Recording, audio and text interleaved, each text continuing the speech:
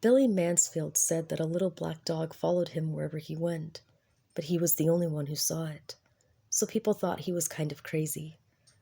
To drive the dog away, Billy was always hollering at it, throwing rocks at it, but the dog always came back.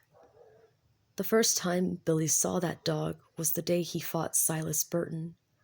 Billy was just a young man then, but the Burtons and Billy's family had always been feuding for years.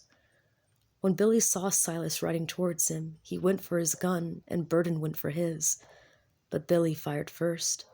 He hit Burton in the back, knocking him off his horse. Burton's horse ran off and his gun fell where he couldn't reach it.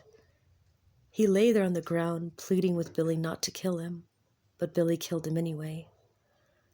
Burton's little black dog was with him when he was shot.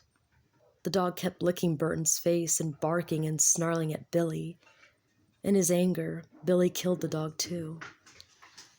There wasn't much law enforcement in those days, so Billy wasn't arrested. But all that night, he heard Burton's dog outside his cabin, scratching on his door and barking to be let in. "I'm imagining this," Billy said to himself.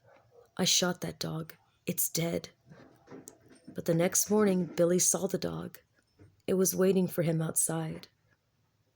From then on, there was not a day when he didn't see it, and there wasn't a night when he didn't hear it scratching at his door, barking to be let in.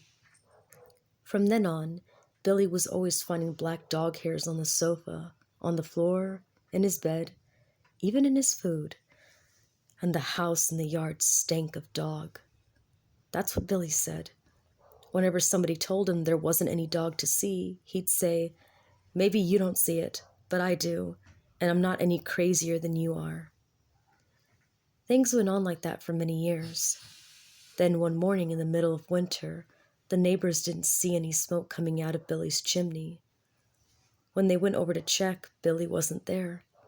A day or so later, they found his body laying in the snow in the field at the back of his cabin. Billy had plenty of enemies, and at first it seemed like somebody might have killed him. But there wasn't a mark on his body. There weren't any footprints out there except for Billy's. The doctor said Billy probably died of old age. But there was something odd about his death. When the neighbors found Billy, there were black dog hairs on his clothes. There were even a few on his face. It smelled like a dog had been out there, yet no one had seen a dog anywhere.